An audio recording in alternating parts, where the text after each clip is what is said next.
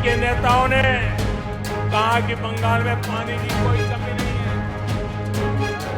मैं गलत विषय उठा रहा हूं।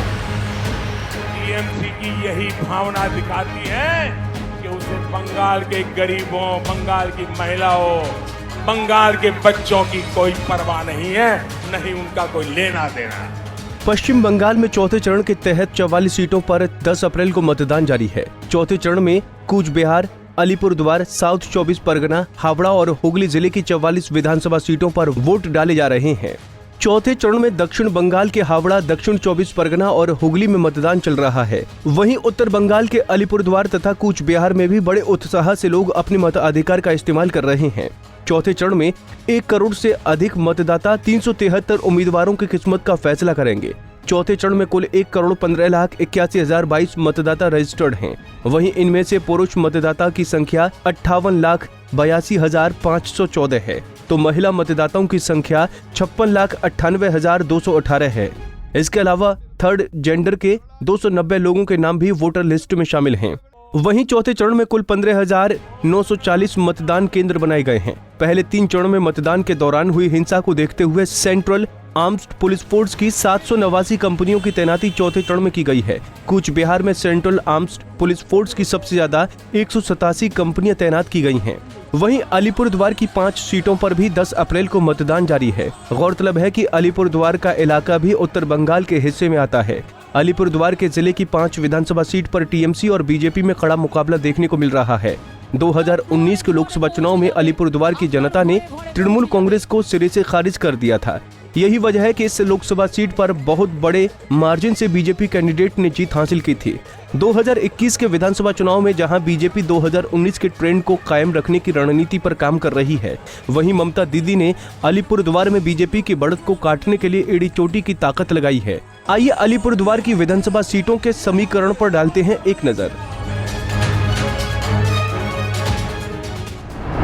अलीपुरद्वार जिले की 5 विधानसभा सीटों पर जारी है मतदान। अनुसूचित जनजाति के लिए रिजर्व विधानसभा सीट है कुमारग्राम।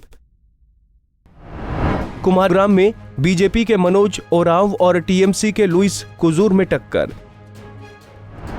कालचीनी विधानसभा सीट भी अनुसूचित जनजाति के लिए है आरक्षित। कालचीनी में बीजेपी के विशाल लांबा और टीएमसी के पंसांग लामा में है टक्कर। अलीपुरद्वार में बीजेपी के सुमन कांजीलाल और टीएमसी के सौरभ चक्रवर्ती में है लड़ाई। अनुसूचित जनजाति के लिए रिजर्व विधानसभा सीट है फालाकाटा। फालाकाटा में बीजेपी के दीपक बर्मन और टीएमसी के सुभाष रे में है मुकाबला। अनुसूचित जनजाति के लिए रिजर्व विधानसभा सीट है मदारी हाट। मदारी हाट में बीजेपी के मनोज टिग्गा और टीएमसी के राजेश लकड़ा में है टक्कर। अलीपुरद्वार के 5 सीट में से 3 सीट है अनुसूचित जनजाति के लिए रिजर्व। अलीपुरद्वार के 5 में से 1 सीट है अनुसूचित जाति के लिए है रिजर्व। 2016 तक अलीपुरद्वार में तृणमूल कांग्रेस की सियासी जमीन बेहद मजबूत थी, लेकिन 2018 के पंचायत चुनाव के दौरान हुई हिंसा की वजह से लोगों में सत्ताधारी दल को लेकर भारी नाराजगी कायम हो गई थी। इसका नतीजा ये हुआ कि अलीपुरद्वार लोकसभा सीट ममता दीदी के हाथ से फिसलकर मोदी दादा की झोली में जा गिरी।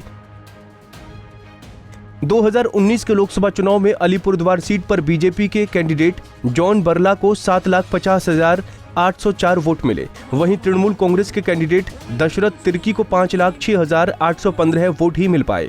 इस लिहाज से बीजेपी के कैंडिडेट जॉन बरला ने तृणमूल कांग्रेस के कैंडिडेट दशरथ तिर्की को 2,43,989 वोटों के बड़े भारी अंतर से मात देने में कामयाबी हासिल की थी। वहीं जॉन बरला ने 2019 के चुनाव में 54.40% वोट हासिल किया था, जबकि तृणमूल कांग्रेस को अलीपुरद्वार में महज 36.72 वोट ही मिल पाया था। इस लिहाज से अलीपुरद्वार में बीजेपी ने टीएमसी के मुकाबले 17.68% ज्यादा वोट हासिल किया था। तृणमूल कांग्रेस के लिए 2021 के विधानसभा चुनाव में इतने बड़े मार्जिन को भरना काफी कठिन चुनौती है। वहीं अलीपुरद्वार के चुनावी दशा दिशा तय करने में अनुसूचित जाति और जनजाति के वोटरों की भूमिका निर्णायक है। यहाँ अनुसूचित जाति के वोटरों की संख्या 37.7% है, जबकि अनुसूचित जनजाति के वोटरों की संख्या 18.9% है। वहीं अलीपुरद्वार में मुस्लिम वोटरों की आबादी 11.5%, ईसाई वोटरों की आबादी 4.8% और बौद्धों की आबादी 1.3% है। 2019 के लोकसभा चुनाव में अनुसूचित जाति और जनजाति का समर्थन बीजेपी को मिला था। वहीं इस सामाजिक समूह के वोटरों का रुझान टीएमसी के प्रति कम हो गया था। इस बार तृणमूल कांग्रेस के सामने अनुसूचित जाति और जनजाति के समाज के वोटरों को रिझाने की बड़ी चुनौती है।